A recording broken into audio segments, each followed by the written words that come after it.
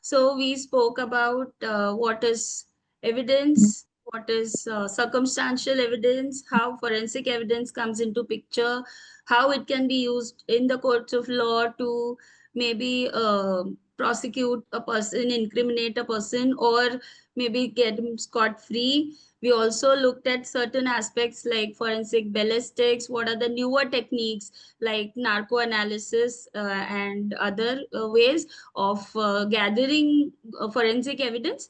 Now, let's begin with more of it. Today, we have forensic documents. So, as we all know that forensic evidence could play a great part in gathering evidence for criminal matters. But in civil matters as well, we can use forensic science because it's a proper scientific technique to understand, and there are many methods and ways, there are many tests which can be conducted to verify the what the document is, whether it is true or not, whether it is fake, whether it is forged, whether it is real document or not. So in civil matters as well, this can come handy where we have property disputes, mostly people fighting over a will, maybe, which is left behind by the person who owns the full estate. So forensic document examination, also called as question document examination or analysis in forensic science, and it is a specialized field of forensic science that focuses on verifying the authenticity of documents. As I mentioned, if you want to verify whether your document is true or not, it's whether it's real or if it is fake, you never know. By looking at it, you may not come to know whether it is true or not. Now, we had one case in our court where father and son duo has have actually forged and had a fake document. You may be highly surprised. It was an order of High Court, and they had made an appeal in Supreme Court on the basis of that forged document. But finally, of course, the courts came to know that it's fake or rather forged, and now they're in jail. So these kind of things people do, and that's the reason why we need newer or proper techniques to understand whether the document is true or not, whether it is fake, whether it is forged, whether the person has written it, whether the handwriting matches with the real person, etc., etc. So it of course helps in detecting alterations. Maybe they have just made some little changes. The whole estate belongs to so and so, so instead of A they made a B. That could be true. People can do anything. And of course, identifying handwriting and signatures, which is very important. Say for example, I own a flat, and while selling it, I'll have my sign on it. Now if there is something else which is included, and I have to know because I own it, but while selling it or after selling it, if they've made some changes in it and they forged my signature, how will the courts come to know? So we have forensic science here for help. And applications in criminal investigations, one is fraud cases. See, understand, even if the document is maybe related to property matters, and it is with respect to wills or some transaction, selling it or maybe putting it out on rent, etc., all these, if at all they are forged or they are misused, or there's some other kind of a fraud that is happening with the help of certain changes or alterations in the document, they are covered under IPC. Though that is a criminal matter and not a civil matter, even if we are dealing with documents or dealing with documents of property matters. Hence, what we are talking about here is applications in criminal investigation. So one is fraud cases. It verifies the authenticity of financial documents.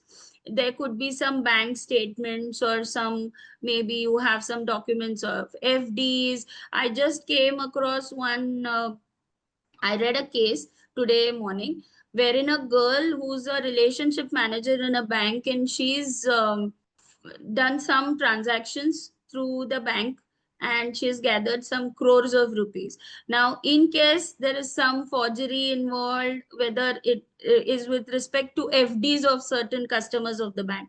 So FD is like a paper that you get where it is printed, the term of your FD, and what will be the amount that you will get, your name, your address, your bank details, all your account number, etc., etc. So if there is any change made in that, that would lead to a fraud case. So there could be any financial document, and verifying the authenticity is one aspect of it.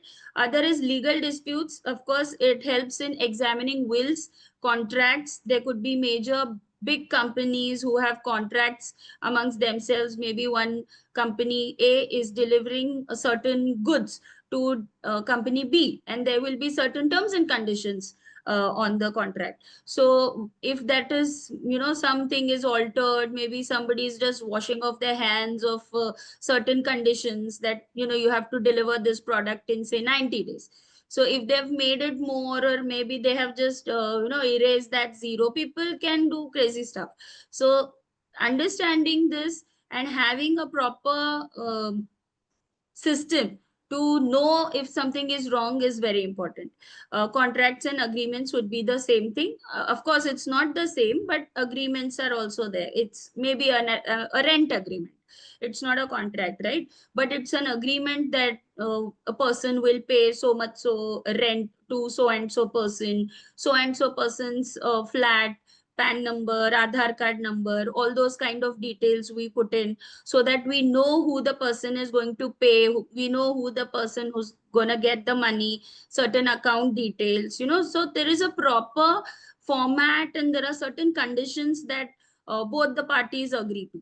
So whether it is a contract or agreement, both of them have to have certain because it has got certain legality to it. Tomorrow if something happens, so you can go to the court, produce this document and say, look, this is what it is, this is the condition, and I'm not liable for whatever they are blaming me for.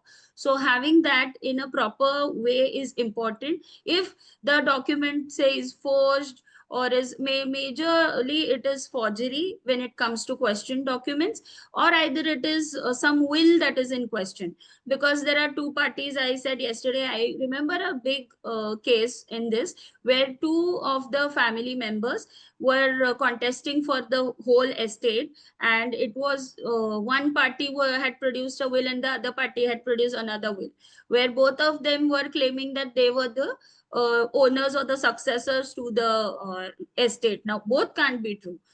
Either of them will get it, either if both the wills look the same and if the conditions are the same, maybe there could be two wills, but the latest will is something that is considered. So what happens is there can't be two wills in law, and that is why such legal disputes arise out of maybe what people have made some changes in the documents or something like that. So we have that. And then we have historical document authentication. Now you'll be surprised, why do we do that? So there are many ancient manuscripts, maybe some texts that there are some saints who have written something, and we always say artha shastra, we talk about Bhagavad Gita and all those kind of very age old ancient documents, or rather books, we can say. So whether that is true or not, whether maybe somebody has just written, you can actually that is also, it's very funny to know that there is a certain process where even a newer document, maybe I've written it today, I have some old paper and I've written, there are ways of making it look old, and you will not even come to know whether it's like, whether it is from 1920s or no, when maybe we none of us were there. So there are ways and methods by which people make it look that old and like torn and this and that. So identification of such a historical document is very important on a global scenario. Now, for example, I remember one matter here is that it was related to intellectual property rights. And when on a global arena, you are saying that your country was the first to have this in your own country, no, you cannot, take a patent or a geographical indication for this. You need to produce those old texts or documents wherein you say, look, this was an age old kind of a thing that is regular tradition in my country, and you cannot really claim it because it's nothing new. It's something which is known to people. Because the first condition for taking an IPR, any, may it be patent or geographical indication or trademark or whatever, it has to be unique and it has to be new. It has to be something different from what already exists. So in such cases, it was, I remember one case which I read was about turmeric, wherein some other country was trying to take patent for that, and we said, hey, look, turmeric is grown since ages in our country, and we've been using it in cooking. We've been having this turmeric milk for all kinds of cough and all that. So we need to produce these documents. Now how will people believe whether this is actually an age old kind of a document or a text or a manuscript? Now, criminal in forensic science, there is a way where we can find out. So, forensic documents or question document analysis is a method by which we can actually know whether it is that historical or not. So here I have jotted down certain key areas. Forensic document examiners use advanced tools. Like these are certain say methods of knowing. If anyone knows, it will be great, but it is very technical. So it's okay if you don't know. Spectroscopy, electrostatic detection devices. So there are certain devices wherein maybe the paper is put and they come to know whether it is that old, whether it is whether it's real, they come to know. So there's that. And then digital imaging to analyze documents. Now in real world cases, forensic document analysis has played a crucial role in solving high profile fraud and forgery cases. So yes, I've jotted down some cases ahead. I'll let you know about it in a while. Key areas of forensic document examination: one is handwriting analysis, of course, as I mentioned yesterday as well. Say for example, it's a suicide note written by a person who's maybe passed away, right? We couldn't save the person's life, and we got the note from her or his bedside. Now, whether the suicide note was written by the person before his or her death is a big question, because it could be so that somebody has killed the person and has left a note saying that I'm responsible for taking away my life. I'm just frustrated with my life. I'm just done with my studies. I can't take this pressure anymore. Such kind of things. So whether it is the person's handwriting or no is something that we need to know. So here in question document analysis, there is a method wherein you can analyze the handwriting to determine whether a signature or handwritten text matches a known sample. So now, of course, the person who's died has to have a sample, has to have left behind maybe a diary or a something written in earlier days, something or the other that can be matched with the current text that we are trying to know whether it is the person's or not.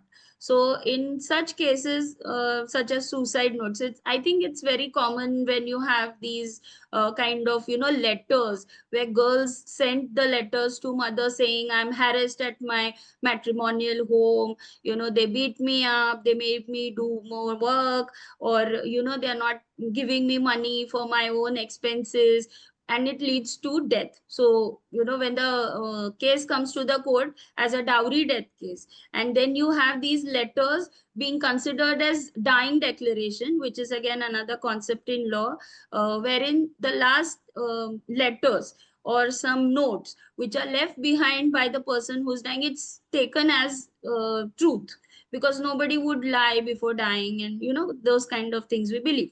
So in such dowry death cases, whether those letters were written by the girl or it is maybe made up and it's an afterthought by the family members of the girl, is something that the prosecution or the other side is going to look at. So one, handwriting analysis plays a very important role when it comes to such life and death situations where the person maybe has already died. That's okay, but the person should get justice. So that's the reason why those documents become very, very crucial as an evidence in the court of law. Other one is ink and paper analysis, which uses techniques like chromatography to identify ink composition and paper fibers. Now, this is a very, say, tedious kind of a method to understand, because they will have to know actually what is the paper. Now, in common parlance, we know that, we have A4 sheets, and then we know the thickness of the paper. Many a times they say, the executive bond paper is thicker, this paper is very thin, so the wood pulp from which the paper is made turns into fibers when paper is made. So after the paper, when we use it, when we write on it, you might have seen that when you write with ink pen especially, some papers can actually sustain that ink very beautifully, but then there are some very, cheap quality papers wherein your ink starts splittering, and there is certain dots on the paper and kind of things. So there are different qualities of paper. Rather, the main basic material that is used to make paper also is different, because of which you notice some certain things like these. So this is what they are doing. They analyze the paper fibers, and they also see the ink composition. Ink doesn't mean ink pen essentially. It could be your gel pen, ball pen, anything, but it's basically an ink, right? At the end of the day, when you write, so they analyze that through chromatography. That's what is ink paper analysis. Then you have detection of alterations. As I mentioned, there could be some modifications, some changes, or some additions, or something that has been deleted. Maybe, my parents' estate belongs to me, and say, for example, my brother. Now, the point is, if I don't want my brother to get any share, I may just, delete his name. So erasures. And people do that very intelligently, okay? So understanding it is very important. Detection of alterations is something that can be done with question documents. Then you have indented writing examination. So it recovers impressions left on underlying pages. You might have seen, in movies also, very intelligent. They say, oh, the paper beneath the one that, maybe the person has just taken the note with him, just written an address very fast on the phone call, and taken the chit with him.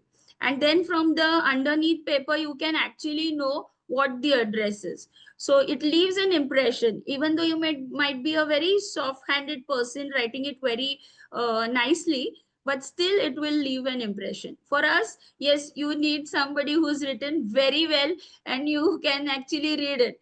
But when it comes to a normal writing person, the experts they have various methods of understanding that, and that is what is called as indented writing examination. Next is forgery detection. I was talking about forgery a while ago. So it examines counterfeit documents, which is like fake documents, including passports, banknotes, and contracts. Now, very interesting here is banknotes, because you might have read or heard about fake currency moving around. You have these bank people telling you should look at those lines, you should look at this, you should get this clue, this is a fake currency note. So that is one. And other one is fake passport. Now, of course, normal people like you and me, we require only one passport, which is very much given by the passport office, and it's valid wherever you go. But there are many people who are involved in all illegal activities, or maybe they just want to fly off because they are getting into some legal trouble in the country. So they may have other passport also. So how is that passport going to be made? Obviously, he's not going to get it from the passport office. He will get it done from somewhere, or maybe he has some contacts. So these kind of passports are fake in nature, and understanding that will really help the enforcement agencies to catch hold of him. And that's how it's a method of forgery detection in question documents or forensic documents. Now we come to forensic laboratories. There's something called as labs. We all know, you might have heard about FSL, Forensic Science Laboratory. So these are specialized facilities. Obviously, we are talking about such newer techniques and such kind of a technology. You can't just have it in your home, or anybody cannot just do it. So we have certain labs to test and use these methods to say identify the documents. Or I talked about ballistics yesterday, I mean firearms. Then we spoke about all those blood and saliva and other hair, etc. tests and all that. So all that has to be done in a proper environment where it does not get contaminated because of other maybe certain elements like dust and dirt, some kind of maybe changes in the air that we have at home. It is okay for us to live, but for a proper report to be generated on the basis of certain tests be conducted, on that basis we require maybe a vacuum room, something that is devoid of carbon dioxide. It could be anything. So they need a controlled environment, basically what I'm trying to say. So yes, they have these labs where they can test. You might have seen any lab in the hospital where they have different cabins and they have a very controlled environment where your blood samples are being tested for various like whether the person has diabetes, or maybe the person is being tested for cancer or certain kind of diseases, etc. So it's a very controlled environment. Likewise, forensic labs also are those kind of facilities which are highly specialized with scientific maybe instruments, wherein they can actually analyze the evidence, because contamination of evidence is the biggest problem that forensics face always. And that is the reason why it has to be that well made kind of a facility. In general, when it comes to criminal investigations, it becomes very, very important to be careful at each step, because ultimately you're going to incriminate a person, which is like a huge responsibility on anybody's head. So even the forensic scientist has to be very careful while doing it. So they play a crucial role in solving crimes, as we saw yesterday, by examining physical, chemical, and biological materials. Now we saw what was certain materials. Is physical could be a bullet, chemical could be any say poison in the viscera of the person, and biological materials could be hair, blood, saliva, skin, anything. So that's biological material. So what are the types of forensic laboratories? One is crime scene investigation labs, which analyzes evidence collected from crime scenes. So it's a dedicated kind of a lab. Second is toxicology lab. It deals with poisons. So detects poisons, drugs, and alcohol in biological samples. So we saw yesterday how drink and drive could get caught, or maybe the person might have died because he consumed some drugs which became dangerous for his own life. That kind of a thing, or maybe an overdose of any drug. So it's very important to understand there could be 2 3 overlapping reasons why the person has died, maybe. But what is the primary reason is something that is to be understood, because that reason could be triggered by someone. So whether the person is responsible for his own death, or someone else has triggered his death, or maybe actually killed him, is something that we need to decipher from the evidences. And so toxicology labs is a lab wherein all these detections and all are happening. Other one is ballistics labs. Now, as you understand, toxicology labs will have a lot of chemicals and all, maybe like a chemistry laboratory, wherein you have a lot of test tubes, flasks, and stuff to measure. And you have a certain of sample. You just can't pour everything, right? So that will be a lot of chemicals around. But when it comes to ballistics lab, you will have a lab which has facility to understand the firearms, the bullets, the various kind of ammunitions that can be used or that are used maybe in India or abroad. You may have newer pistols, guns, or something that has a different lock.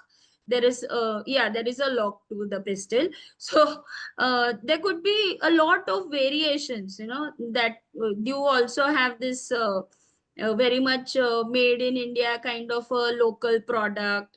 So there are different arms and ammunitions or firearms that are available in the market. Understanding, one, whether the bullet or the firearm was used for killing the person, or maybe at the crime scene, whatever was found. And secondly, understanding whether the bullet that was fired from whatever gun was found belongs to the bullet, are two main things that any forensic scientist looks for. So ballistic labs is more of having maybe a room wherein you can actually test. And what I had come to know is they actually fire the bullet from the same gun which was probably used at the crime scene, which was found over there maybe, or maybe found on confession of some person who was arrested during investigation. So they actually fire it and see whether it's working that well, whether it can go to that distance. The subject or the person who died was at a distance of say 10 foot. Is that gun able to fire that, till that distance, is something that they actually do and see. So you won't have something like toxicology lab wherein a lot of chemicals are there. So every lab is different. It pertaining to a certain kind of activity that they want to do a test, the kind of sample that they've got from the crime scene or maybe during the investigation, etc. Most used or most talked about is DNA analysis labs. We all know people are doing DNA profiling, which is genetic material found, which is unique genetic material found in each person's body. So these labs conduct genetic profiling for identification. Yes, primarily it is used for identification either of the victim or identification of the accused or the suspect. Because if you are not there on the crime scene, how will your DNA reach there? That's a simple logic that is available on records. So if your DNA is found there, then that means that you would be at the place. Either you have done something, not done something, that is another case, but you were present on the spot. Say for example, I remember watching this web series where a man gets killed. His girlfriend calls his wife and tells her about it. She visits the place, tries to help because he's like in a dying kind of a situation, in a critical situation, but they are not able to get any medical help because of heavy rains. And she leaves the place. She actually kills him and leaves the place. So when the police arrive in the morning, the girlfriend of the man tells police, oh, her fingerprints are here. So obviously her DNA will also be found, his wife's DNA. Then the police says, obviously, we are going to find samples of DNA and fingerprints of that lady because the house belongs to her. So it's so obvious that she was maybe not, she is not there at the night when this happened, or no, is something that they will check during investigation. But it is so simple and common sense or logic that if you stay in a house, your DNA, your fingerprints, your footprints will be all over the place. What's new in that? So that's the kind of genetic profiling that can be done in these that are done in these kind of labs. And then the most famous in these days is cyber forensics labs, because we need dedicated electronic instruments and experts to analyze maybe phones, laptops, or any other devices. You may have tablets, etc. These days, a lot of cyber frauds and cyber crimes are just cropping up like anything. And first thing that they do is seize the person's laptop, seize the person's phone. You have two phones, give me. That kind of a scenario. So what will they do with it? They will give it to the cyber expert, the forensic scientist, who can check whether the person has any, there'll be some clues left behind, maybe a hacking software, or maybe a something, anything related to the crime that was committed. Maybe someone's bank statement, some other person's photos. It could be anything. So it could be a software or data. Now in today's times, data is the most uh, sought after thing, more than money. Because if you know about a person, you can actually blackmail the person, maybe get money out of the person, and threaten the person for helping you out in something, or making you work for something. So all these kind of things can happen, and that's the reason why keeping our electronic devices safe is very important. Also, these forensic labs are helping in detecting or investigating such kind of digital crimes, or electronic evidences are gathered, and on that basis we have cases that come to the court. So there are these, I've jotted down some forensic laboratories which are in India. One is Bombay Forensic Laboratory. It is located in Bombay, Mumbai. It collaborates with law enforcement agencies and judiciary professionals to help them out with analyzing and giving out reports to them for the, let's say, investigation, or maybe to be presented as evidence in the courts of law. Other one is Pilens Forensic Laboratory, which is in New Bombay. It provides forensic services for legal cases and offers forensic science training as well. I think somebody was asking yesterday, so in case you are interested, you may just approach them. Other one is Directorate of Forensic Science Laboratories, Maharashtra. If I'm not wrong, this is the one in Pune. One of the oldest forensic institutes in India, handling various forensic examinations. So I think they have different laboratories within one campus. Maybe one for ballistics, one for documents, one for crime scene investigation, one for forensic biology. I mean biological samples to be tested. So you can't really have a mix of all, right? So then you may have another wing for toxicology. I think Directorate of Forensic Science Laboratories has that. It also imparts training. I think they have a course on that. So you can find that out. Institute of Forensic Science Mumbai is another one that offers education and research programs. Of course, research has to happen because the way crimes are committed is changing rapidly, as I mentioned yesterday.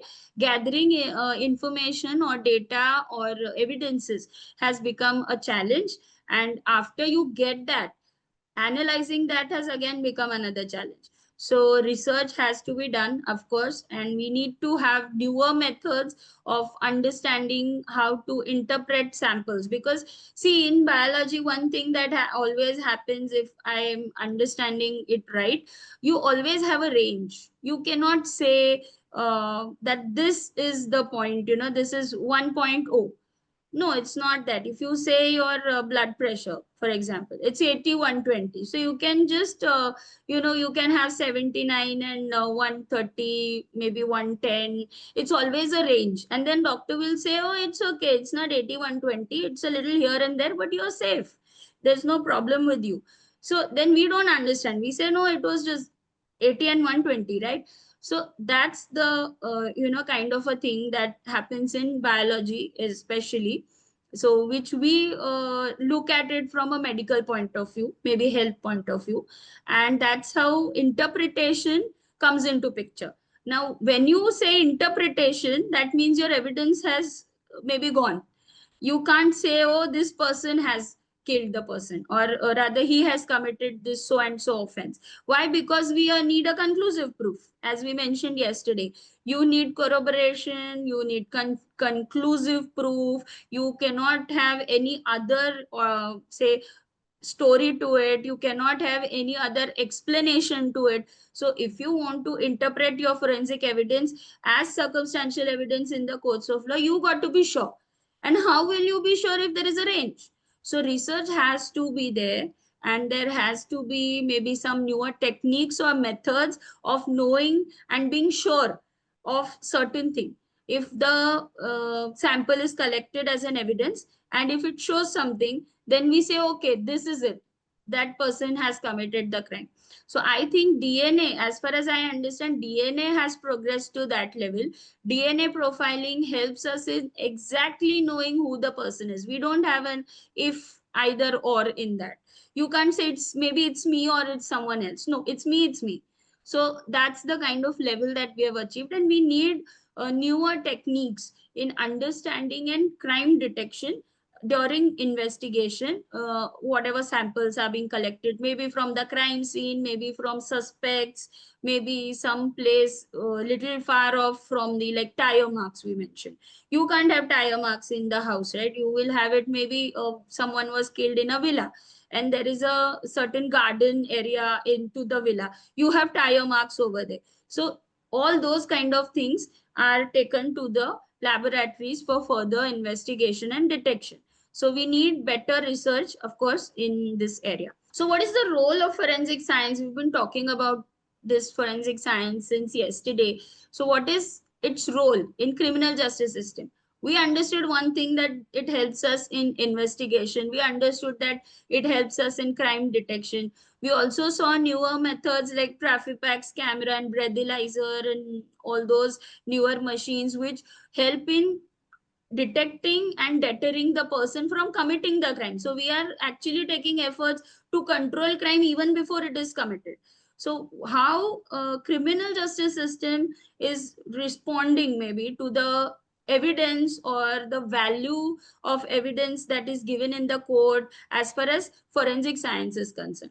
So of course it is playing a very critical or a crucial role by providing scientific evidence. Now one thing we need to understand here is that scientific evidence is accurate as compared to other circumstantial evidences that we may have. So it's a very because it is taken in a very proper method and it's being tested in a proper fashion. There is a process to it. You have sophisticated machineries, instruments that detect and tell us the say some numbers which can be interpreted. So there is a proper method of knowing, and this scientific evidence plays a very crucial role in the courts of law as evidence. Now it aids investigations, prosecution and defense strategies. As I mentioned earlier, it ensures legal decisions which are based on objective verifiable facts rather than just speculation. Oh, I might have seen him. Oh, maybe it is him, or I don't know, maybe some other person. There could be a maybe, but when you have a scientific evidence as a solid proof in your hand, it is very much objective and verifiable, because they have a actually verified in it in a very proper method. Now what are the key contributions of forensic science? One is crime scene investigation, as we were talking about since yesterday. It helps us in collecting and analyzing physical evidence. So what is physical evidence? Fingerprints, DNA, ballistic markings. As I mentioned, the bullet being hit on the maybe wall, there could be some mark over there. Or if the bullet is actually pierced into the body of the person and it is there in the body, right? So once we get the PM report, they have whatever markings that the bullet has traveled for this distance and such tissues were torn. That kind of evidence is produced by the forensic scientists. So that is how it helps. Second is identification of suspects. Yes, techniques like fingerprint analysis, facial recognition, DNA profiling, that will help us link individuals to the crime. Maybe the person is somewhere from far off and is just fled away. Now, I remember reading about a case where the boyfriend of a girl, they were about to marry, and she went to her friend's place overnight stay. She was some chef or something, and he got killed exactly that night. And police were like interrogating. She was actually at her friend's place for the whole night. She came back to next morning 10 o'clock and stuff like that, and they were not able to understand. He was just lying dead in the flat, and they actually traced so many phone calls, numbers.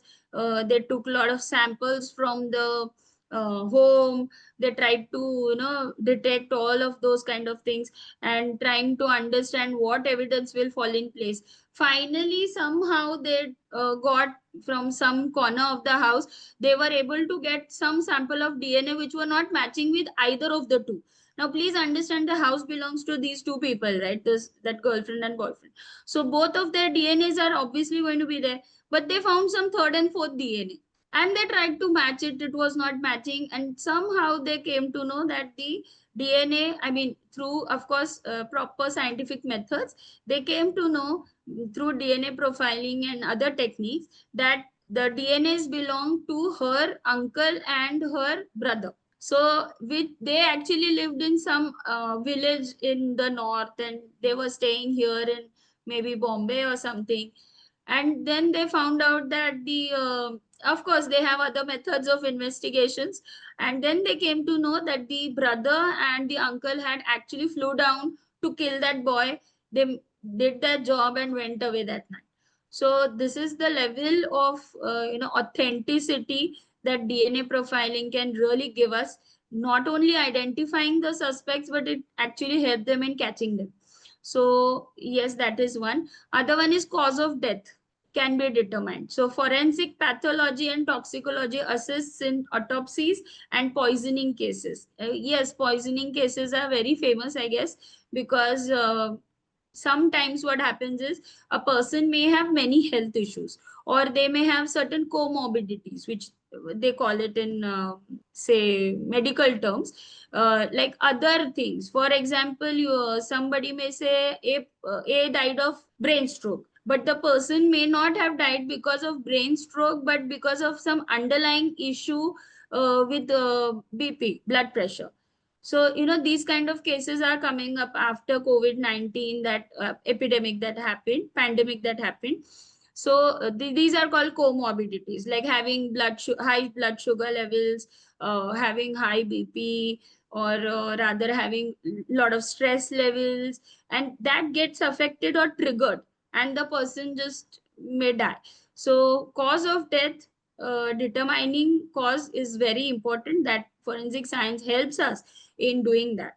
Other one is digital forensics. It relates to electronic devices to understand if there is some cyber fraud or cyber crime has taken place, and then also collect digital evidence so that that can be presented in the court of law to incriminate a person if they have one on record. Many a times I have noticed in cyber matters, the main accused is always absconding. They are not found anywhere. So one is you use with the help of say internet, you can actually change your identity. You can hide your identity. I've also come to know that the person can actually create layers wherein your location is not being tracked. And also I've come to know that there is certain method by which your location, or your location of your electronic device, you may not be there, but the location of your electronic device can change within even like within a second, or even fraction of second. That kind of electronic devices can be used, and people are actually doing this while committing cyber frauds and crimes. So it's really a headache and pain for the enforcement officers to detect what from where it has happened, and then go behind them, or maybe catch hold of them. So many of them are absconding because basically we don't know the identity of the person, and it's very difficult to verify, or rather confirm the identity of a person. So digital forensics is somehow trying to give us clues in this matter. And last but not the least, it is forensic psychology, which assesses criminal behavior, motives, and mental health in legal cases. Now, you may wonder why a criminal behavior or mental health is important, because you cannot really proceed with the case if the person is not in his senses. So if the person is like, say, schizophrenic, or the person has some kind of memory loss problem like amnesia, the person is actually maybe going to someone's place and he thinks it's his home. You can have people with such kind of mental issues, right? Mental conditions. So that is very important in understanding whether he has an intention to commit the crime or no, or maybe someone else is just using his condition for own favor. So all these kind of complications can take place. Criminal behavior is important for us to understand. Most important thing, whether he had an intention to commit the crime or not, because one is committing the crime with full preparation and having an ill intent in the mind, mens rea, which we call it. And then the other part is actus reus. So you have it in your brain, you have it in your mind, you are instigated by something, and then you prepare, and then you commit the crime, you go and actually take action. So that behavior, or rather that intention, or knowing the motive, is very important to decipher whether it is a well prepared and then committed kind of a crime, or did it happen at the spur of the moment, at the heat of the moment. So it may have happened that, like yesterday we discussed, A shot B. Now whether A shot B with that intention, he went over there, he had a pistol and he killed him, that's a straight case. But whether it was that he just went to party with B, they were just chit chatting, B maybe made fun of him, instigated him, something between them started, maybe they both were drunk, and then something happened, and then they got into a fight, and they had a pistol with them, which was with B, maybe the pistol was with B, and while the fight was going on, the pistol came to A's hand. It can happen with I have read about cases where certain knives are used. You may have seen some web series or movies where such things happen. So it while fighting, he caught hold of the gun, and it just got triggered. Many things, like it's a mishap. So it's not the clear intention of A to kill B has to be established if you want to incriminate him in such a manner. So that's very important. And I think forensic psychology is something, a branch or a lab which takes care of deciphering this, to understand whether the crime just happened, it just happened at this spur of moment, or whether there was a proper intention in committing the crime. So there are certain modern and advancements that I have jotted down. One is expansion of forensic labs. As we saw, it's like huge work.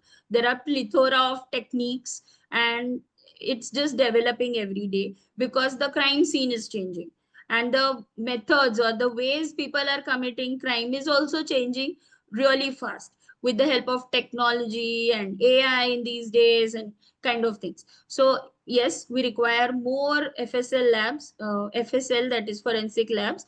India has now state forensic science laboratories and central forensic institutes that specialize in toxicology, ballistics, DNA analysis, and cyber forensics. Of course, cyber will be there because that is something that is becoming a very important thing in these days. The kind of, if you see, you just pick up your phone to call your mom, all that you will be hearing is oh, these people are falling prey to certain video calls, please don't pick up these calls, this is a cyber criminal, etc., etc. So you have that audio kind of a tape being played, and then you can actually talk to the person whom you're calling. So they are creating awareness, so the level of cyber crimes and frauds that is happening today, it's just exponentially increasing. So yes, we need cyber forensics and more of such forensic labs so that we can really detect the crime and maybe get hold of the suspects. Other one is legal integration. Now we have seen yesterday what evidence is in Bharatiya Nyaya Sanhita, which has replaced IPC. It emphasizes on forensic evidence in trials, which was not earlier in IPC, and strengthening scientific investigations. Why? Because we want a proper evidence against the criminal or the offender. Now, what happens is, in many cases, see, it's not that difficult to understand. If you look at the case, even if you are like a novice in the criminal system, whole system, you will somehow get a clue whether the person has committed the crime or not. So just imagine the judge who's like spent years reading case laws and reading case papers and being a very important part of the criminal justice system by giving justice to many people and bringing out judgments in the whole thing. They will come to know, whether the person has committed the crime or not. But as far as prosecution and defense lawyer are concerned, they are doing their own jobs. But if there is no evidence on record, then what the judge will do? He will say that, he or she will say that you have been acquitted because there is lack of evidence, and he will be just scot free. So maybe he has committed, or he's a repeated offender, and he's just, using things for his own cause, and he's getting freedom because there is want of evidence. So in BNS, the major change that has happened is this: one is they are insisting on CCTV footage from the investigating agencies, and then they are also putting emphasis on forensic evidence which can be used against the person, so that we have a proper person who's been arrested. You just don't arrest 3 4 people saying that they are suspects. So you'll have one person maybe who's committed the crime, and then he'll be put to trial. So scientific investigation has become a crucial role in today's time as far as the criminal justice system is concerned. Now, emerging technologies, we spoke about AI yesterday, and there is AI driven forensic analysis, digital forensics will keep coming all the time, and advanced DNA sequencing. Yes, we spoke about DNA profiling yesterday, and we also saw that there is some newer technique called as advanced DNA sequencing, which helps in identifying the suspects and also victims who are whose body is beyond recognition.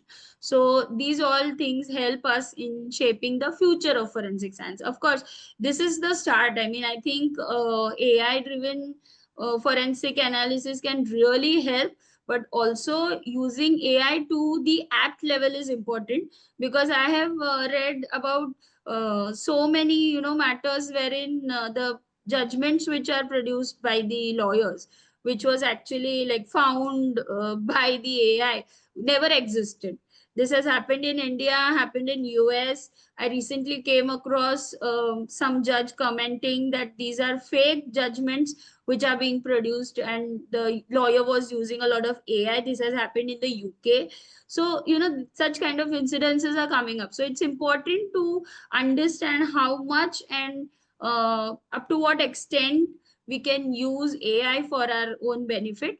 But yes, forensic scientists are using AI for analysis and, facial reconstruction, etc., to use it as an evidence in the court. So I have jotted down some notable cases, where forensic science has been used, and it was really helpful in incriminating the offender, and basically it helped in investigation.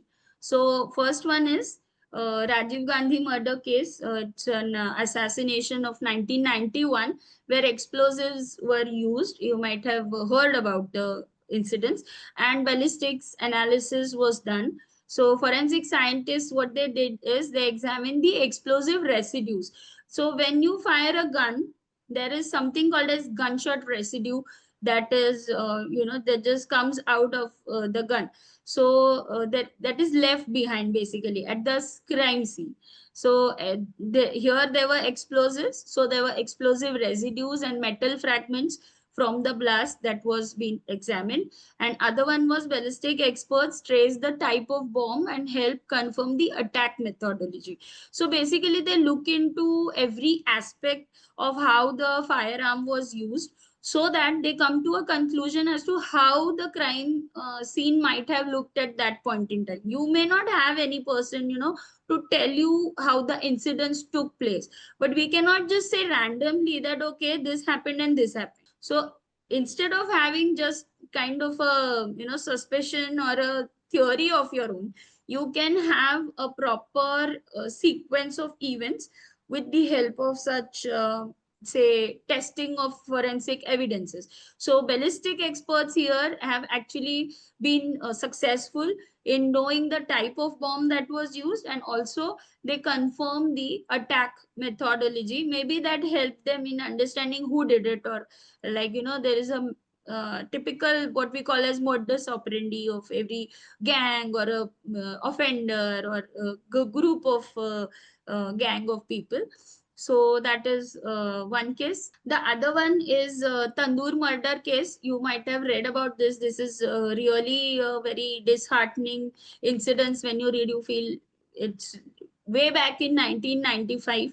Now that in today's time we have read a lot of, come across cases in papers where something like Shraddha Walker case, where I was really disheartened to know that he stuffed her in the fridge, and what kind of things people can do.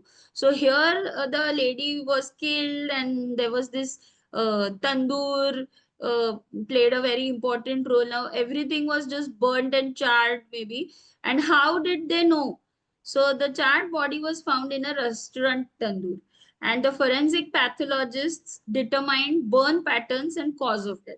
Now, is it that she died of something else, or is it that she died of the burns? That was one thing that they might have looked into. So the forensic pathologists have been successful in understanding the cause of death. And other one is forensic toxicology, that helped them in identifying drug traces in the victim. So she might have consumed something, and some drugs, and some poisonous substance which they found in her viscera, etc., and that helped them in tracing the suspect.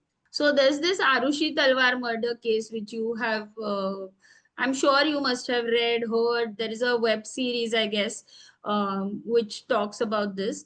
And it's a 2000 case, and it was kind of a speculation for many years. They were like actually beating around the bush. The poor investigating officers and agencies were unable to find any clues. They actually had many theories that came up during the investigation of the matter.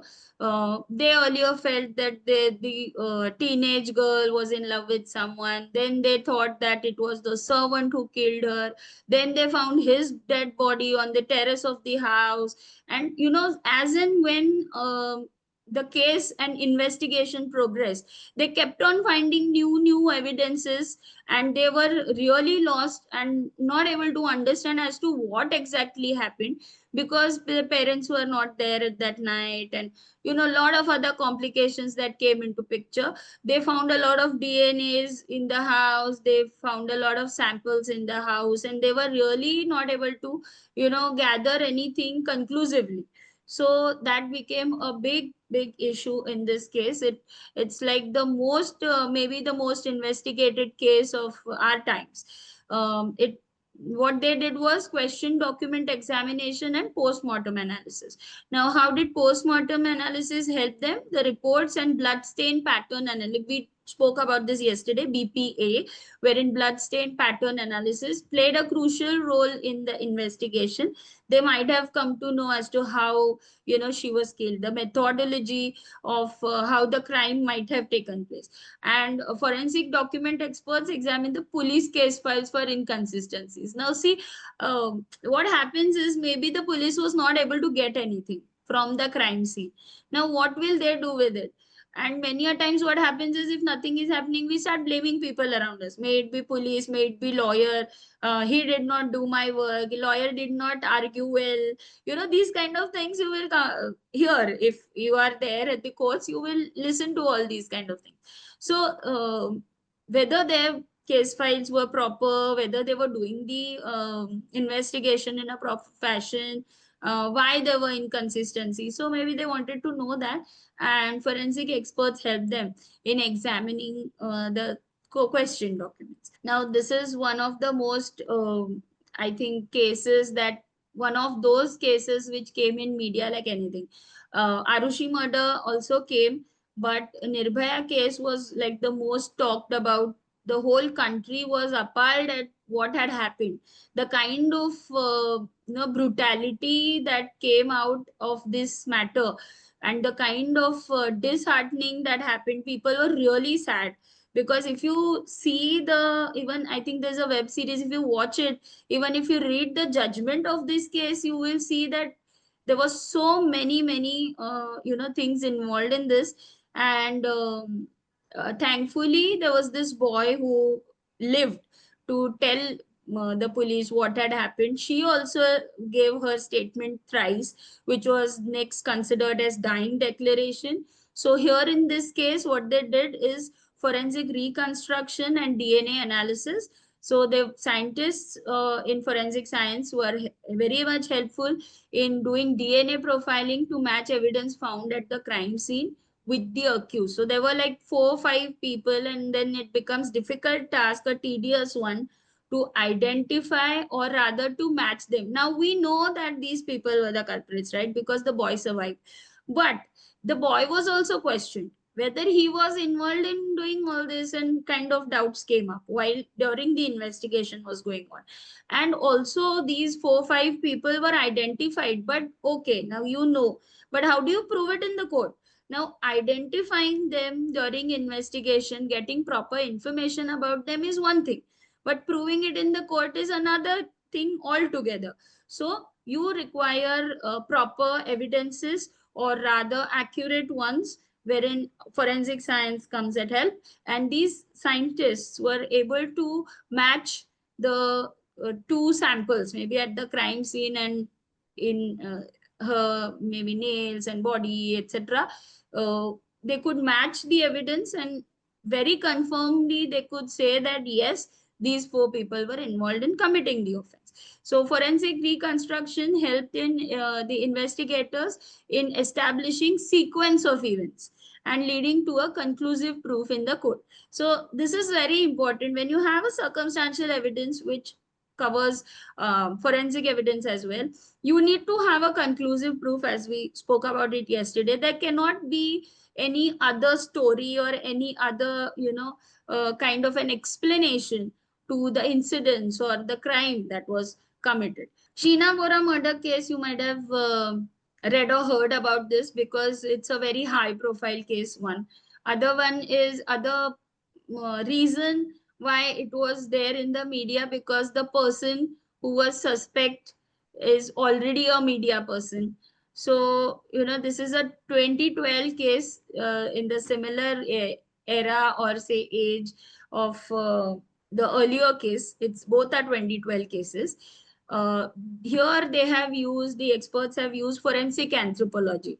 Now experts use skeletal analysis. As we know, anthropology deals with bones and skeleton basically. So they use skeletal analysis and dental forensics to confirm the identity, as the body was badly decomposed. So basically identification of the victim itself is a challenge. So if you don't know who died, you don't know how the person died and who killed.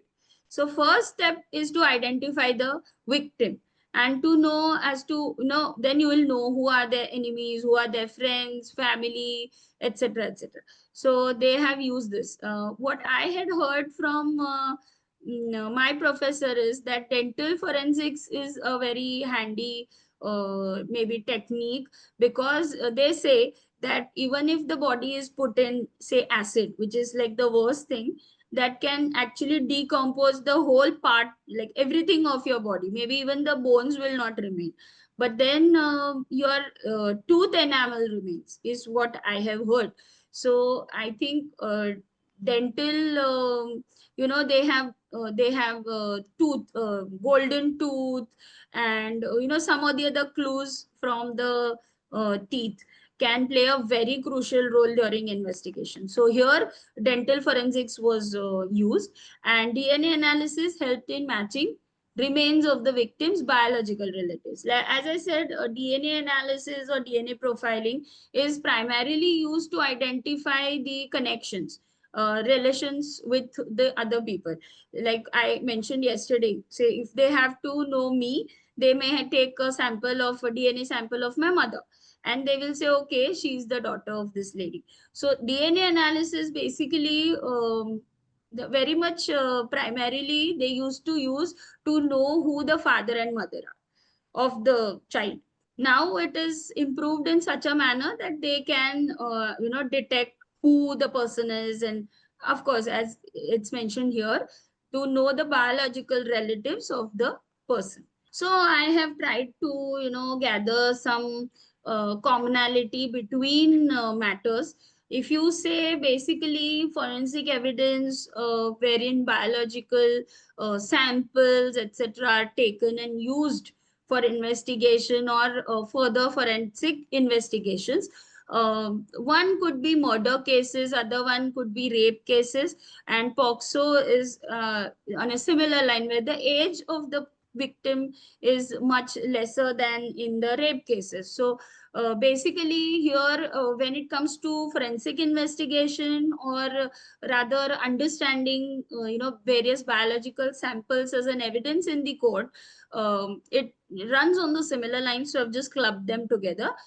Forensic science, of course, here plays a very, very crucial role in investigations because we will have scientific and biological samples here we are talking about. So we'll have scientific evidence on record that can corroborate victim statements. Okay, anybody just coming up and saying such and such thing happened will not work. People lie a lot. So we need solid evidence which can be produced in the court saying, okay, this has happened. So now I remember one of my cases where this fellow A, he actually alleged that B, pushed him down and then jumped on him, and he sustained a tibia fracture. So that tibia is a bone in the leg which got hurt, and because of that trauma, etc., that was caused to the bones, it just got fractured. But when the medical officer came to the court and he was put to questioning, what he told us was that he's actually written in his certificate or other discharge summary also, that the fracture or the injury was sustained because of a fall. So we went beyond that and we asked him that was it because of the fall, is that right? No, that means that we are refuting the charge that was put on the accused, that the person hit him or rather jumped on him and he got injured. So it is because of a fall. So he told us that yes, he what he told me when he came to my hospital was that he had fallen from a 10-meter high wall, and that's how he broke his bone. So now this can be a very important evidence wherein you are actually saying that the victim is lying. So I'm telling you, victims may lie as well. It's not that he's just instituted a criminal charge against a person, is coming to the court, he's telling the truth. No. So you have to have some evidence on record to corroborate with what the victim is telling us, that is victim statement, identifying the perpetrators, that is whoever is involved in the crime, and strengthening legal proceedings. Now, of course, if you are just beating around the bush in investigation, you don't have anything in your hand. When it comes to the court, we will also say, where is the evidence? Prosecution will just try to, take some statements and we will say, this is not conclusive proof against our accused. And how did you incriminate him if you don't have anything? Now, I remember one more case here where the police was claiming that they have a CCTV footage. So I said, okay, but what's there in the CCTV footage? You have a footage, very well. But what is in it? So I happened to talk to the accused. The accused told me, oh, ma'am, actually, it's a theft case. So the police claim that he's seen stealing that kind of amount and, some cash and mobile phone. And when I spoke to the accused, he said, no, ma'am, I'm just seen going and coming in the room. So he being present at the scene of crime, does it make him a thief? No. You will have to have a proper CCTV footage which you are claiming it that he was actually seen committing the crime. If you have that, then I mean there are no arguments to it. You can actually see it unless the video footage is tampered. But otherwise, if he's just seen at the crime, at the incidents or the place of the incidents, then that's not a crime because he was actually working at that place. So he will be seen, right? So these kind of challenges, evidence, and the credibility. First is admissibility, whether it is admissible in the courts of law as evidence, and second one is credibility, whether that can be challenged or not. So challenges in forensic investigations, one is delayed reporting. biological evidence degrades over time. Now we all know if we go through a blood test or something, then they have to test it within some certain hours and all those kind of things. Now if that is like kept for a long time, biological samples tend to degrade or decompose, so you will not get the exact results. Now if I'm not wrong, if a blood sample is taken, it starts to coagulate when it comes, like it is kept in a like very good bottle, airtight bottle they say, but somewhere air will go and then it starts to coagulate and things like that, and just starts to not remain the sample that is there within your body. You may not get the proper results or the test will fail. So such biological samples degrade over time and analysis will become difficult. Second is improper evidence collection. Now if there is mishandling of samples, maybe blood samples have got just mixed, you are not going to get a conclusive result out of it, so that becomes inadmissible in the court. Other one is legal and ethical concerns. Now one is victim privacy. Here in rape cases is very important, we do not mention the name of the victim. That's one. And the consent of the person is very important, so that all has to be handled very carefully. Forensic science, of course, has improved to a level that all these can come to a conclusion where we can have a good evidence on record and find out who the culprit is. But then if you see in India, even though it has improved, the conviction rate is not very high. It's okayish kind of. So maybe having a better method of proving the evidence is important, is necessary in today's time, wherein just like cyber cases and cyber frauds, you might have heard or read about some rape or POXO case coming up every other time. You keep reading about it. Such kind of incidences, either they are increasing or either they are getting reported now. So maybe it was happening earlier and people were not going to the police station to report the crime, but now these days it's happening. So we need a very objective and scientific proof to actually convict or incriminate the person. Now in India, forensic evidence is increasingly being integrated into investigations to ensure justice for survivors. So what are the key forensic techniques that are used in SO, that is sexual offenses? It could be rape or POXO or any other sexual offense as well. One is DNA analysis. It helps in matching biological evidence that we have seen. Maybe hair, skin cells, semen is very important in rape cases to the suspects. Now, second is forensic toxicology. It detects drugs or alcohol in victims. Maybe the person was drugged and then raped. So that is, I think I had come across some concept called as date rape, where the girls are given some kind of a chemical in drinks. They don't even know that maybe they are just having a fruit juice. Forget alcohol or anything. Maybe just a fruit juice and there's some drug that is being put and she is hallucinating, and then all these kind of things happen. So it helps in detecting those in victim viscera. And other one is especially in case of drug facilitated sexual assault. So that's what I'm talking about. Other one is sexual assault evidence collection kit. So there's this something kit which includes swabs, clothing samples, and biological fluids for forensic examination. So there may be some set format of 4 or 5 tests that they have to undergo when such kind of an incident occurs. And the first thing that they do is, after taking the complaint, they send the person for medical examination. And there is a purpose to it. Why they do it? Because they have to collect biological samples for forensic investigation, so that they can actually come to know who did it, or who's the culprit, and how many people were involved in, say, case of gang rape and such kind of incidents. So other one is injury analysis. Of course, there'll be some bruise, some abrasions. The person is going to retaliate. The person is going to try to save her life. Maybe try to beat the person up with something that comes to her hand. And, there'll be a lot of bruises or abrasions. Maybe the person got hit, or maybe just the victim was hit by the accused.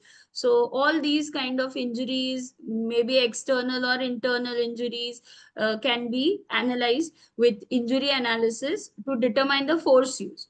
Other one is digital forensics. Now, lot of cases are coming up, where boyfriends are killing girlfriends and girlfriends are killing boyfriends, and kind of things where people are in live-in relationships and they end up killing or abusing each other. A lot of abuse kind of cases are coming to the court these days. So digital forensics plays a very crucial role in this. So they can recover deleted messages. See how we are advancing. There could be some location data that they can come to know. Maybe the person has driven the other, say the victim, to some place, gone to some place in a car.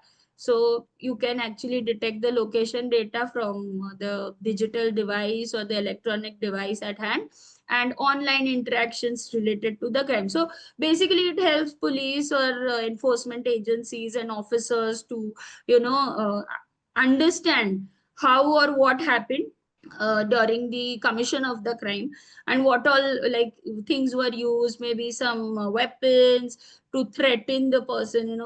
Just put a gun at your temple, and you were forced to go out of the place somewhere, from your safe place, from your home. So all these kind of things will be analyzed by the will be collected, samples will be collected and then analyzed by the forensic scientists. So digital forensics in these days plays a very important role, because we all are stuck to our smartphones and tablets so much, talking on Telegram, on WhatsApp, on other chat kind of softwares, and we are really there. Our web presence has increased so much that you just type a name and you'll get something or the other. You may get some photo, may not be the person's photo, but by the similar name you will get some other person's photos, some data, LinkedIn profiles, Snapchats, and all these. We are all over the place.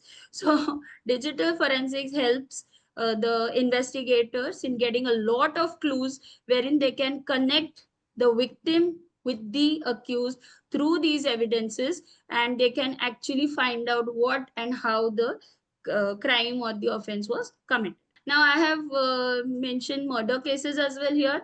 So this again, forensic science plays a very crucial role in murder investigations, because of course, as I've been repeating, it's a scientific evidence and it is going to be conclusive in nature as compared to the other circumstantial evidences that can be placed on record. So here what happens is they can actually reconstruct crime scenes. Like we actually saw, there was something called as crime scene investigation laboratory.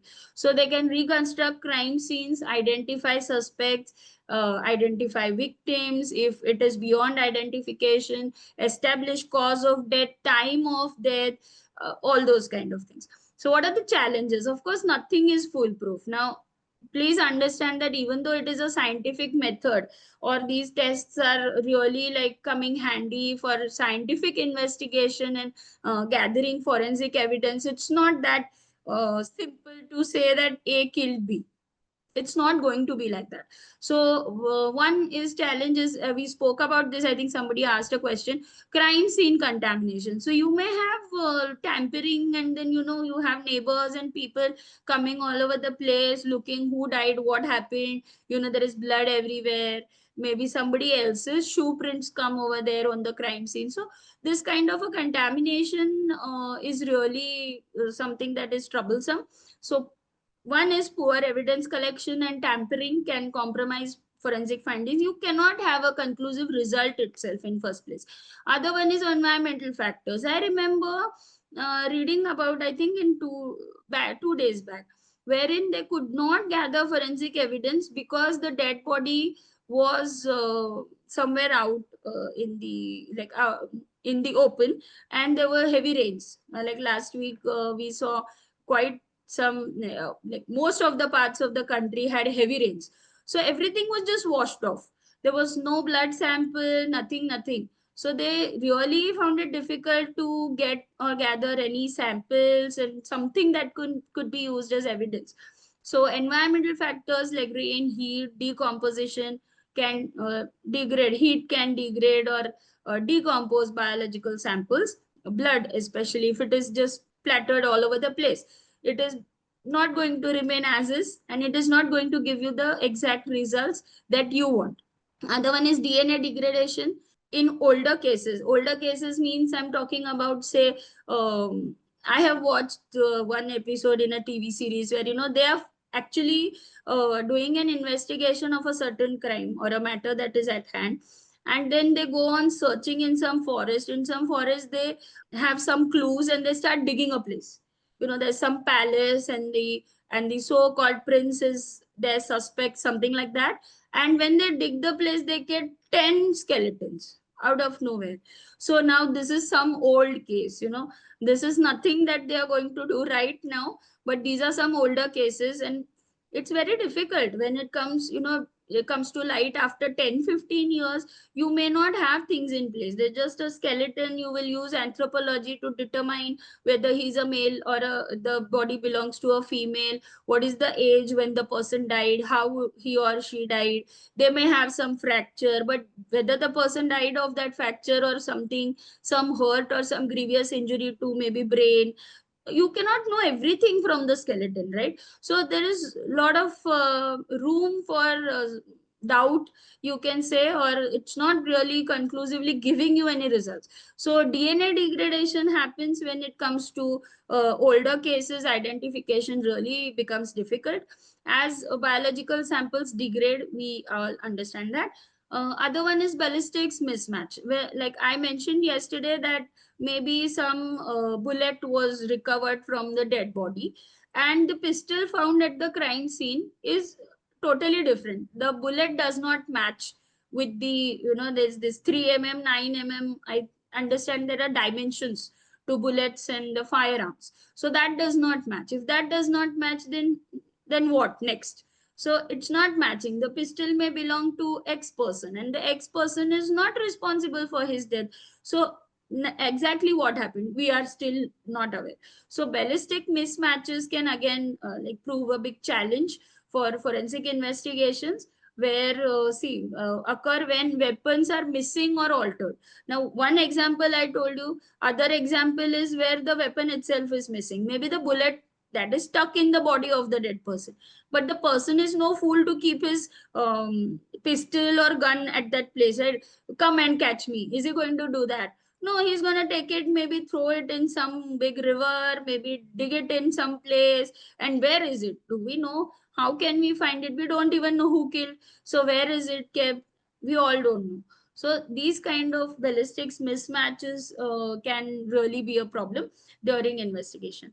Other one is bloodstain pattern misrepresentation. Now we spoke about bloodstain pattern analysis, BPA, yesterday, and this pattern, if it's not matching, or if it is not in a proper fashion, some kind of a confusion because of that pattern analysis, then you cannot reach to a conclusion where you can say this and this happened.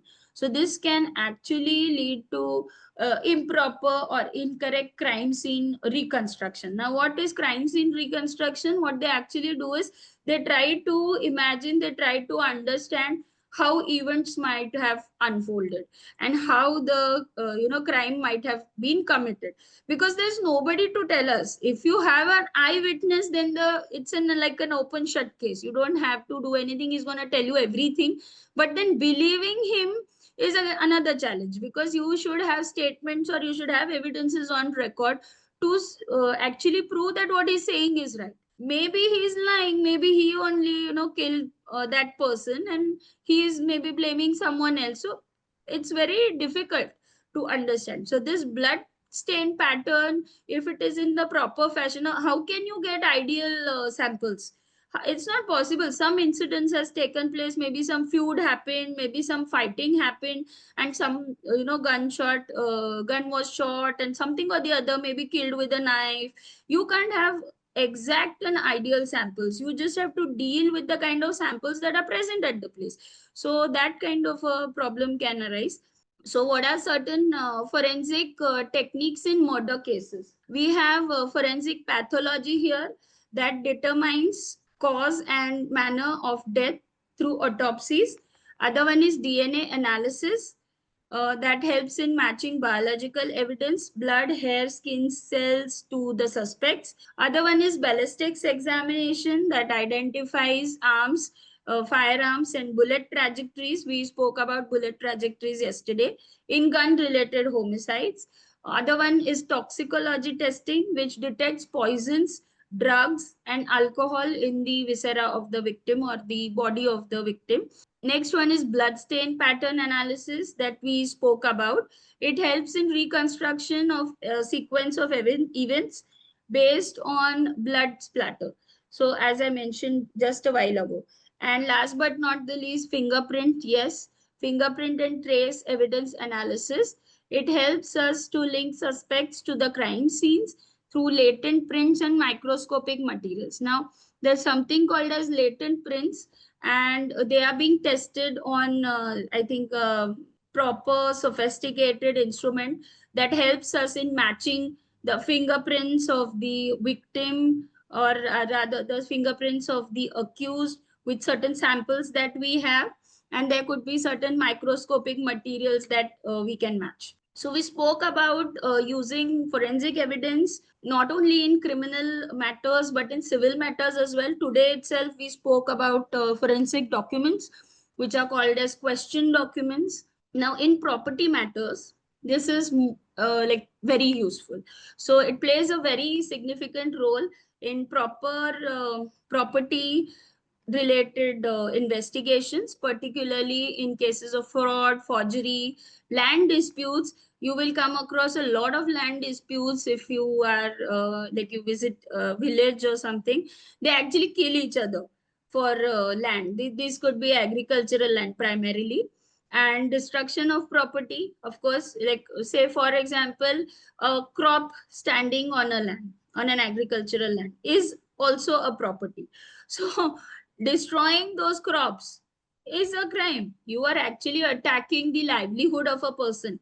Now that is all that depends on the facts and circumstances of the case, but I'm just giving an example. So destruction of property, maybe somebody's house was burnt, whether there was some fire inside the kitchen of the house, or maybe somebody else has set the whole house on fire, those kind of things. So we require sophisticated investigating techniques to understand all this. So it helps in verifying ownerships, detecting tampering if there is anything. Tampering is like say for example, any document that has been altered or certain modification has taken place in it, maybe some changes are made, that kind of, we keep talking about tampering of evidence. So here also there can be tampering of documents. So this scientific or forensic methods help us in analyzing or understanding documents, the truth, the real documents, and it is called as question document analysis. So that test is there. It helps in giving us accurate results. This is very important because when the cases come to the court, we need conclusive proof. We need something accurate on paper. We cannot just have, maybe if at all, etc. So that's one.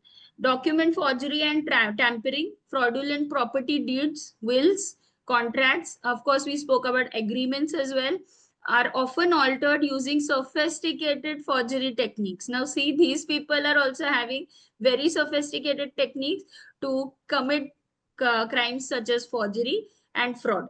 Other one is detecting ink and paper manipulation. Like we spoke about paper fibers a while ago, and analyzing the ink of the pen or whatever writing material that is being used. So ink and paper manipulation is being done by the accused. So we have a method to detect that using advanced forensic tools like chromatography and spectral analysis. So there is this some scientific instrument that can help us in understanding if that is forced or if it is fake and some manipulation has been done or not. Other one is digital evidence complexity.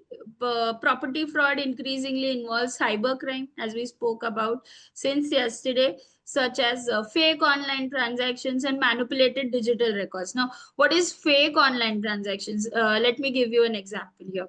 I had one cybercrime where the accused, it's like a gang of 4 people, and they have been, messaging people, those who are interested in investing, and they used to roll out some app. They used to send the link on WhatsApp, and once you click on the link, you are like redirected to download some app, and on that app you will see your record. Like you have your bank details, you have a bank account on your bank app. So likewise you will be able to see, and you would see how much money you invested. So it was basically investment in shares, kind of a lucrative offer, where you get double. And I remember watching some TV ad that features the actress Tabu, who talks about, being careful and not investing in such things. So you will see the amount that you have invested, say for example 10 lakhs. So then if you keep investing, and then you see that the amount increases. So you've got that, kind of share of profit from the company, and that 10 lakhs becomes 20 lakhs and 30 lakhs, kind of a thing. So there was this victim who had made a complaint, and the case had come in the court. So what he told us was, earlier when he invested 10 lakhs, he could see 20 lakhs, and then it became 25. So then he said, okay, let me pull out 10 out of it, use it for my business. He was a businessman. And when he tried to withdraw 10 lakhs, they said, no, you cannot withdraw. And he was not able to do it. Like on the app itself, you can transfer money to other account, you can, withdraw money from ATM, you can actually use when you use your bank app, right? But here he was not able to withdraw money anyhow. And then he suspected that something was wrong, because it was just like writing on a paper, there was no account in reality. So there's this, kind of digitally made kind of an app that just shows you the profit but doesn't really give you any money. And then they told him some other stuff like you have to invest 10 lakhs more, then you will be able to withdraw, and such kind of thing. So he, at that moment, he realized that if I'm not able to withdraw my money, there's something wrong. So, these kind of fake online apps or online transactions and kind of things happen. So we help, digital evidence complexity helps in, detecting all this. Recovering deleted files, of course people will commit crime and delete it, right? They won't keep it in their phones or laptops. So recovering that is possible. And verifying electronic signatures requires specialized digital forensic expert. Now why we are saying this? Because electronic signatures are not like actual signatures on papers, where you can, match the handwriting of the person, whether the person is a soft handed person, or, writing really hard on the paper. Everybody puts different pressure on the paper while writing. So all these kind of things a handwriting expert can tell. But if you are coming across a digital signature which is just there on the paper, and both of them look similar, because it is so easy to copy these days, you can actually copy the signature and put it somewhere. So is it a real document or a fake document? Whether it is like done by the person, whether it is really signed off by the real owner or whoever is handling, maybe the person who has power of attorney. So all those kind of things requires digital forensic experts to analyze, because they have learned how to do it, and there are appropriate methods of knowing that.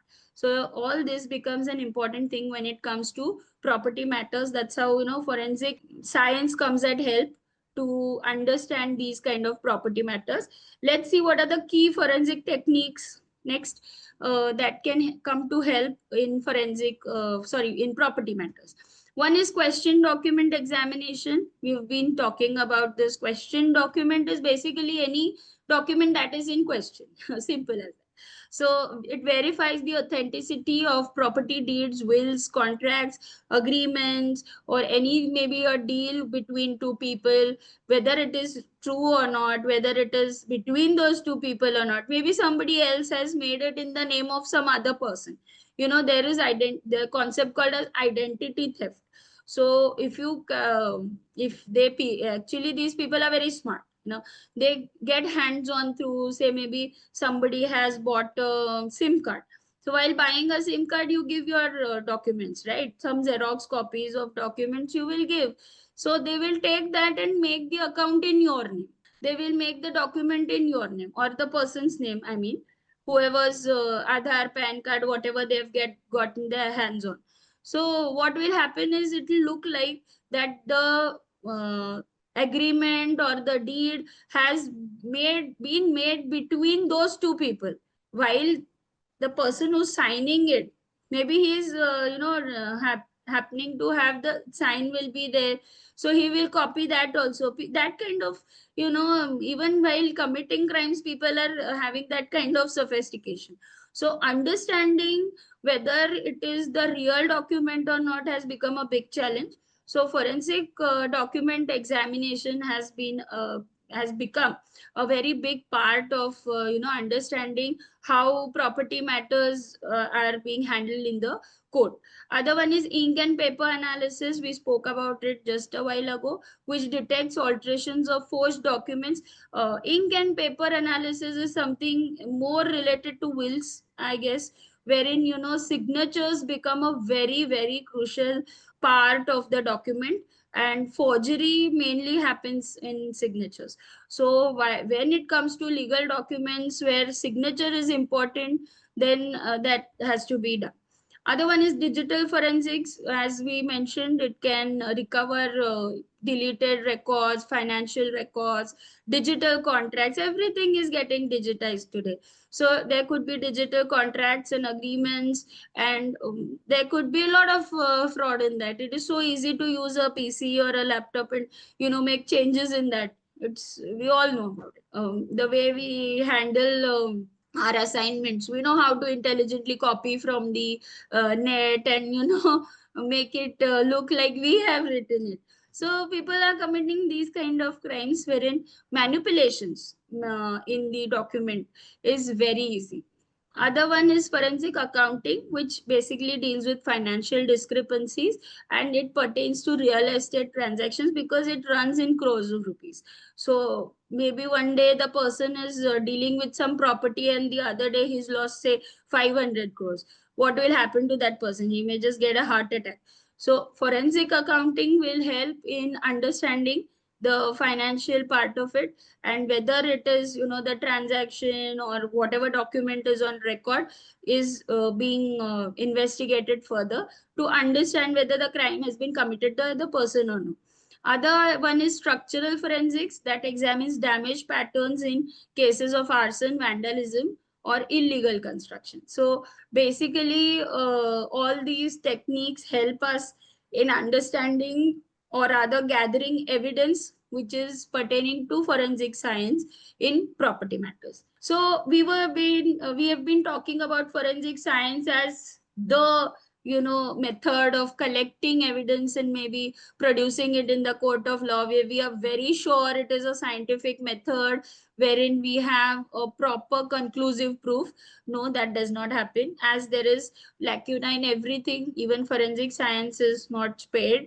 One is limited resources and infrastructure. We've been talking about having a lot of labs and a lot of techniques and people who are called forensic scientists, who can actually come to a conclusion or test a sample. But still, the kind of cases or the number of cases that are booming, we are not sufficient. So limited resources and infrastructure, maybe there we need more laboratories and they need better equipment. There could be any better, or rather I would say latest technology that can be used. So that has to be integrated, and that's a shortfall for all of these, which leads to delays in evidence processing. Now, if the evidence is not processed in right time, the samples are going to degrade, especially biological samples. So what's the use of doing and taking so many efforts? So one is that there could be some uneven distribution of facilities across urban and rural areas.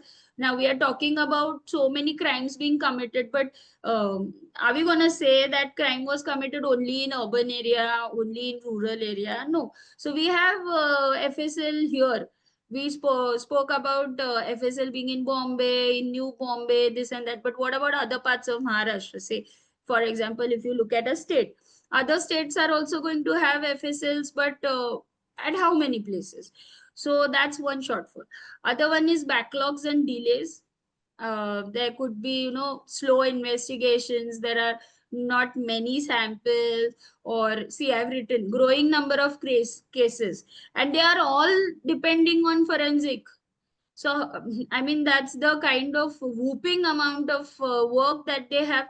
Maybe they don't have that kind of expertise, maybe they don't have those people, so many people to work for them, and it's really overwhelming with the kind of cases that are increasing, and the rate of conviction is very low just because there is want of evidence.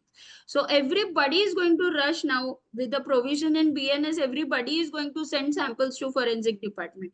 So just imagine what kind of crazy workload that they will have. So there is going to be delay, but that delay will lead to other problems when it comes to the court as evidence. So that's another thing. Lack of standardized protocols. Now, quality control measures, and maybe there are such kind of procedures and measures all in place, but are you able to do it in practice is one challenge.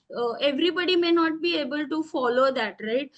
You have to test blood samples, say for example, within 1 hour, but if you are taking 1.5 hours to reach the lab, how will you test it within 1 hour? You can't take your scientific instrument to that place. Now that's again an issue, right? So one is this. Other one is challenges in digital forensics. Now digital, you can't really expect, things are changing at a speed of light.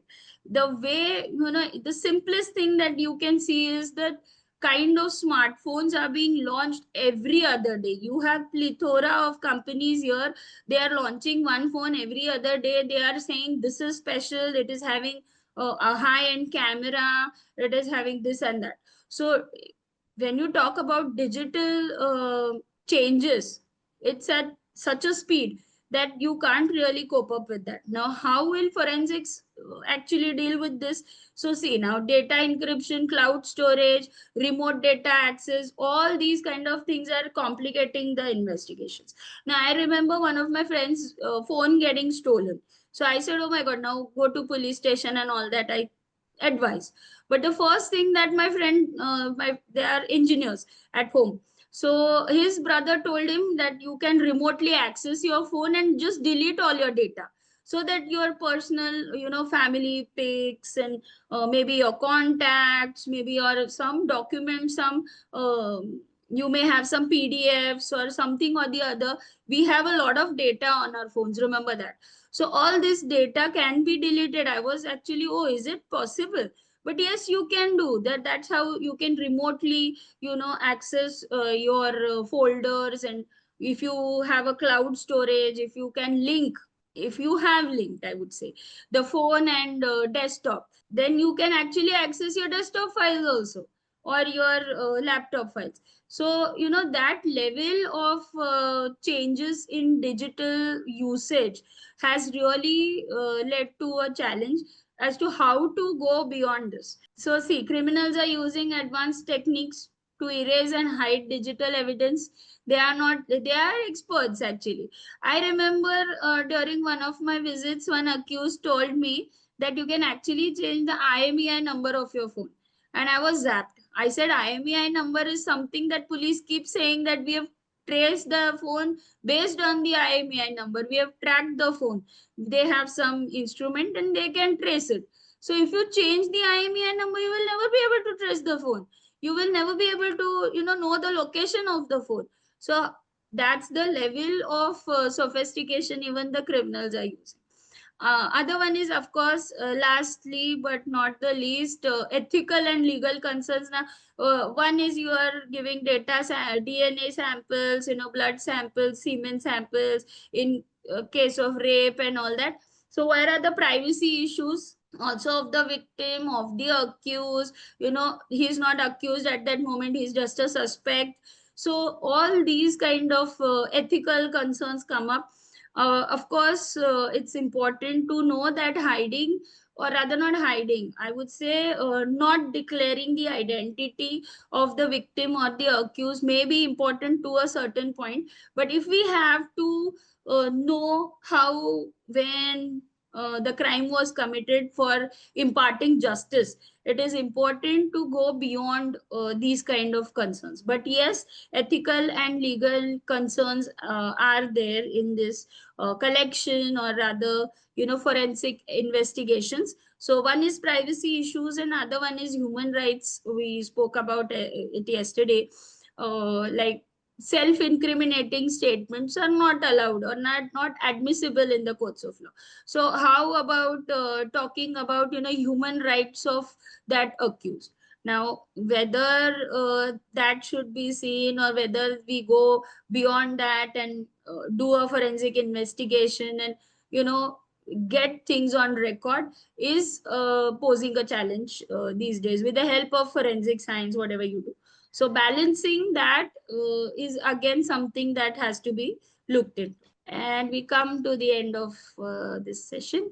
So if at all anybody has any questions, Hello. So I had this question wherein I wanted to ask you. So I am a lawyer, but since I have joined law and even before that, I have always liked forensic sciences. So me being a lawyer, can I still get into that field? yes, of course, why not? It's a So like, plus what point will I for have you. to do? I guess you will have to join a course in forensic science, and you can, like, I think it's a postgraduate diploma kind of a thing. You will have to search for that. Uh, You can join a course in forensic science, that's for sure. And of course, you being a lawyer will come handy. Rather, right. you be a very like, it's a good career opportunity for you. You will be able to interpret data and Correct. analyze evidence in a proper fashion, rather than having a graduate who has done forensics. So yeah, best of luck. But then, like, which course will I have to do? Like, is there a specific Forensic course for science. lawyers? No, I don't think there is any separate course for lawyers, but there is some course in forensic science. If I'm not wrong, there is a very good institute of the state in Pune and Okay. in Maharashtra also. I mean, in Bombay, sorry. Mumbai. Okay, cool. Thank you. Welcome. So she was asking about a course. I think Who there is a will? course Yes, in yes, yes. cyber forensics in Bombay University. You can actually go to the department and maybe confirm. Even government law college offers courses, right? Many of diploma courses. I'm not sure about forensics. Yeah, Yeah, I forensics. think they can just Google and get to know. But Yeah. look into, I would say, or rather, I would suggest join a course which is government recognized, so that Hmm. you can have some options out of it, maybe some career options, and you can join the institute for testing samples and help in investigation. Yes. Swati is asking who will pay cost of DNA profiling. So this is something comes from the profession. Most of the times, obviously, the criminal lawyer is not going to pay from his pocket, right? So it should be a cost coming from the victim, maybe, or the prosecution. Then maybe the state pays for it. Hello, my name is Gaurav Virendra Lulia. I'm from KC College. Okay. Okay, yeah, actually, I was during my internship, I had been to a police station and there I had seen how do they keep the evidences, which is in Muddemal. So there is a loophole or a gap into the system that Yes. the things that are kept, the things those were kept, I have seen were kept in a polythene bag and they were kept on one on the or another means they were stacked on each other things. So we can point out this thing as a contamination of evidence also. So what kind of questions we can ask during the trial to the IO means regarding the storage of the evidence and take the advantage in case we are defending a accused. So basically, see, if the samples are put in proper polythene bags, it's not going to lead to any contamination. This is a spurious defense that you are taking in first place. Secondly, in case there is contamination, it has to come from the crime scene itself. Of course, Okay. after collection, if they are not stored properly, but if they have proper reports on record, then you cannot challenge it. You cannot say, I Okay. visited the police station and the evidence was kept in a certain fashion. Now here there is a lack of infrastructure facilities at Hmm. the investigating agencies as well. Of course, they have to keep it well, but that Hmm. has to be shown, or rather, it has to come up in the Hmm. report. If it is not there in the report, then how can you really talk about contamination? That Okay. One yeah. more last question. Hmm. In case means we are arguing regarding some accuser, and the opposite party is influential politician. Okay. So we do know that he can. There are chances due to his influence he can tamper the evidence. So we are of suspicion of that he has tampered the evidence. And is there any chance that we can go for second opinion? The evidence is against us, like through some another forensic lab, private lab. I think yes, you can. It's not about having an influential person on record. It's about how far do you believe the evidence to be true. You may have some, evidence at hand. You have defense witness who can be produced in the court and talk about what the story was. Maybe Hmm. you were not at that place. You can have an alibi. Maybe show some flight ticket and some stay Hmm. at other place. So it's not just challenging the forensic evidence, if you're talking Hmm. about that, but also you can have other evidences on record which can come to rescue. So I Hmm. think your interest in this is really high. You should join some good criminal lawyer to understand the Yeah. nuances of the investigation, or Hmm. other how trial works. Now right Hmm. now what we are talking about is forensic investigation and how they can really be placed in the Hmm. court. Now you are talking about trial being held. Okay, Hmm. these are two different things. Collecting samples, getting a report out of forensic techniques is one part. Other Hmm. part is proving them in the court. Now, how far are Hmm. they? It's not about person being influential. It's about how evidence talks in the court. So you have Hmm. something over there which is called as forensic evidence. You Hmm. can of course challenge that. Say for example, A killed B. Okay, Hmm. and there was a DNA sample, or not DNA sample, sorry, blood Hmm. sample. Now, do we first thing that forensic scientist looks for is whether it is human blood, Hmm. and what they will be able to tell you. So B, Hmm. okay, so let me be clear. A killed B, right? So Hmm. A has on his shirt blood of B. But what forensic report will tell you? So that's the reason why I told you need Hmm. to join a criminal lawyer. The blood stains of Hmm. B on the shirt of A will only tell two things in the report. One, Hmm. it is human blood. It will say blood is B positive or A Hmm. positive. Maybe the person who was killed was also B positive. Maybe Hmm. the blood is belonging to that person only. Okay.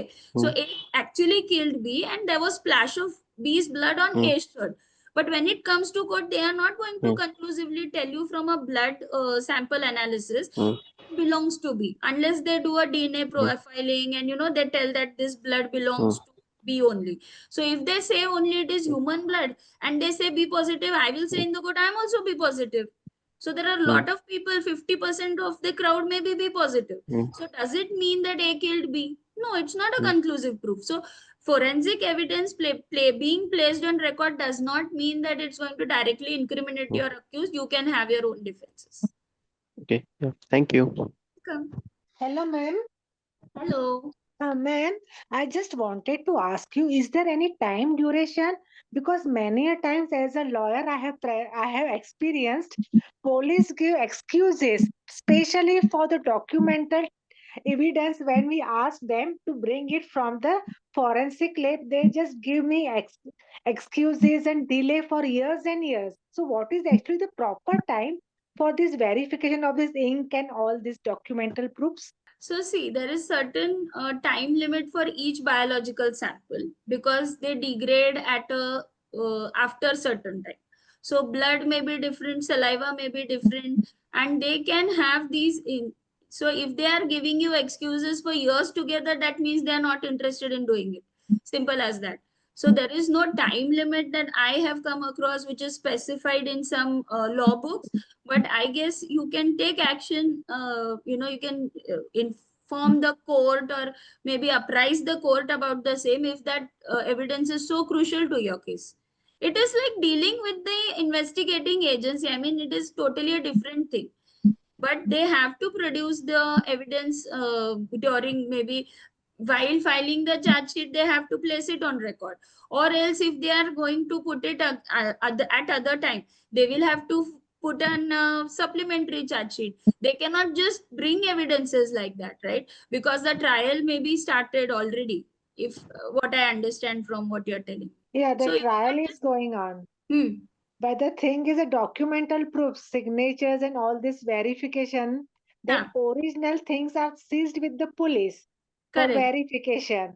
So they right. don't bring all these things after verification immediately in front of the lawyers and court also. What is this blunder? It is little bit So tricky. that is what I'm saying, ma'am.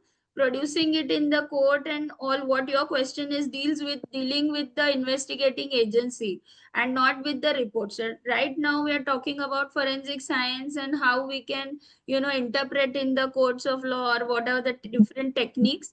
I think your problem is handling the agencies. Now that is totally a different thing altogether. But agencies must have some little time being, na?